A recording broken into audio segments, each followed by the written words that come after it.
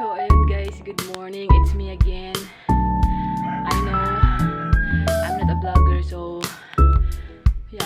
I just want to share my daily life to all of you. And I'm sorry for my face kasi bagong gising ako. Then after ko magising, syempre nag-toothbrush. After that, nag-zumba. Yeah.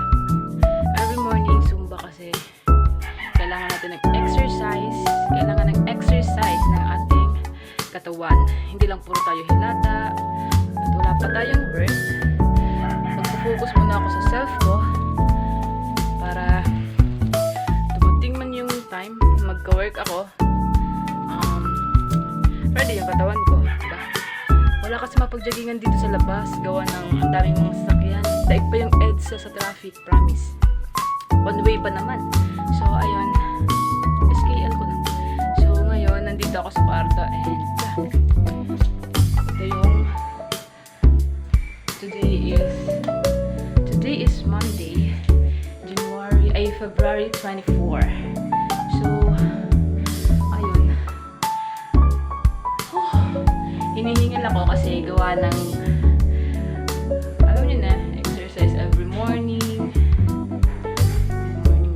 So, ito yung kakainin ko ngayon. Bread. Kasi alam niyo na wala pa akong work kasi walang pambiling bigas. Ito yung kinakain ko. Magdamag.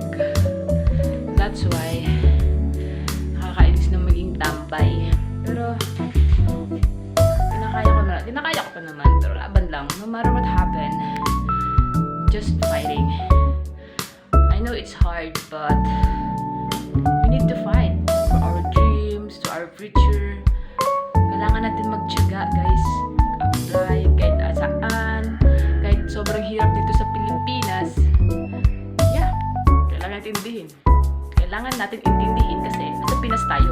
Wala tayo sa ibang bansa. So ngayon, wala na akong masabi. So ayun, good morning lang and kinigigil kasi talaga ako ng mga company.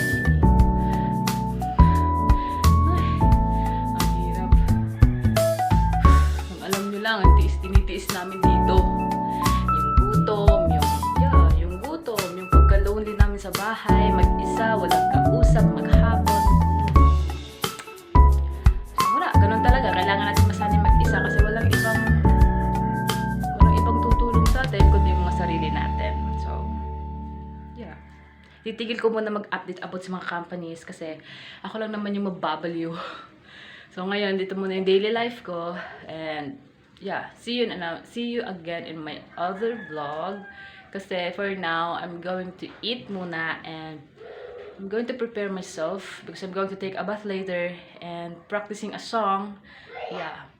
Nagko-cover din kasi ng mga songs hanggat wala pa akong work and wala pa akong ginagawa. Pinagkakabisihan ko muna yung pagkanta ko and yun, yung mga pag-zumba, daily routine for myself.